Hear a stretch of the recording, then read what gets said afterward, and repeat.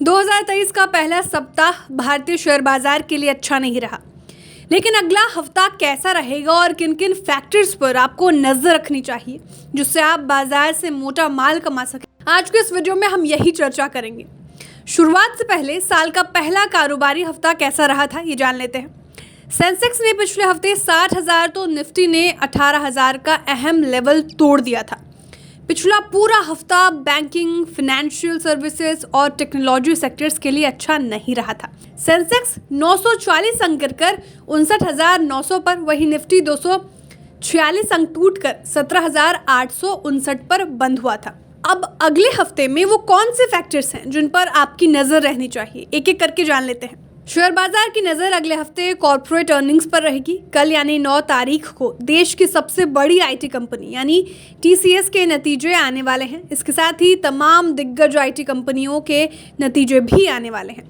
माना जा रहा है कि टीसीएस बेहतर प्रदर्शन कर सकती है। इन्फोसिस और एचसीएल टेक्नोलॉजीज का रिजल्ट गुरुवार यानी 12 तारीख को आने वाला है। इस पर भी बाजार अपनी नज़र रखेगा।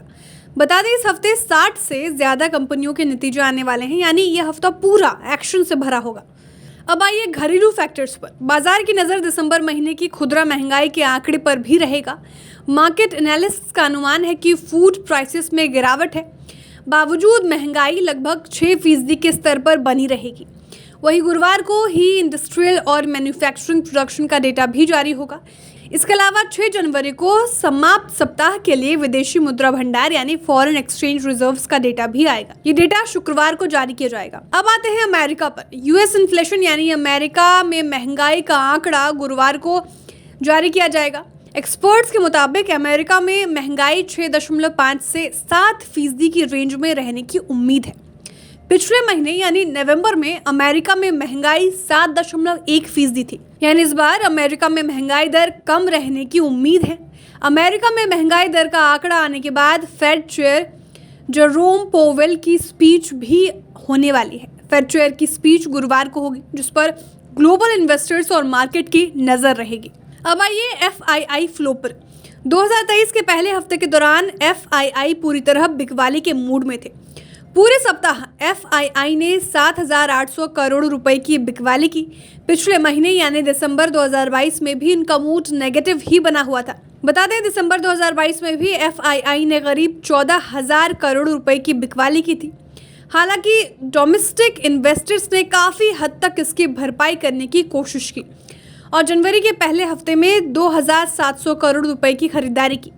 वहीं पिछले महीने में भी डीआईआई ने भारतीय बाजार को संभालने की कोशिश की थी और 24,000 करोड़ रुपए के शेयर खरीद लिए थे। अब देखना होगा कि एफआईआई की भारतीय बाजार में कब वापसी होती है। जैसे ही एफआईआई खरीदारी के मूड और माहौल में लौटेंगे तो बाजार फिर से हरा भरा हो जाएगा। अब अगले हफ्ते किन शेयरों की लिस्टिंग होनी है ये जान लीजिए। शाह पॉलीमर्स का इशू अगले हफ्ते गुरुवार को आएगा। इस इशू को इन्वेस्टर्स की तरफ से तगड़ा रिस्पांस मिला है, तो बाजार की नज़र इस इशू पर भी रहने वाली है। अब निफ्टी पर टेक्नोलॉजी व्यू भी ले लीजिए। निफ्टी 50 ने 18,000 का साइकोलॉजिकल लेवल तोड़ दिया है, लेकिन उसे दिसंबर के लो यानी 17,750 पर सपोर्ट मिला है। अब आने वाले हफ्तों में ये एक अहम लेवल होगा। अब देखना होगा कि बाजार इस लेवल को कितना रिस्पेक्ट करता है। बता दें, निफ्टी ने बिकवाली के साथ साथ डेली टाइम फ्रेम पर बेरिश कैंडल बनाया है, जिससे साफ पता लगता है कि ट्रेडर्स के बीच जबरदस्त घबराहट है। जाते जाते एफएनओक्यूज क्या कह रही है ये जान लीजिए। वीकली बेसिस पर सबसे ज्यादा कॉल ओपन इंटरेस्ट 18,000 पर और उसके बाद 19,000 की स्ट्राइक पर है। पुट की बात करें तो सबसे ज़्यादा पुट ओपन इंटरेस्ट 18,000 और फिर 17,500 के स्ट्राइक पर है। ऑप्शन डेटा से ये पता चल रहा है कि निफ्टी 50 के लिए 18,000 पर एक अहम नियर टर्म रेजिस्टेंस है, वहीं 17,500 पर निफ्टी सपोर्ट ले सकता है। अब हमने आपको सभी बातों से अवगत करा दिया। मार्केट में कोई भी ट्रेड लेने से पहले अपने वित्तीय सलाहकार से राय जरूर लें। Bureau report, बिस्तक।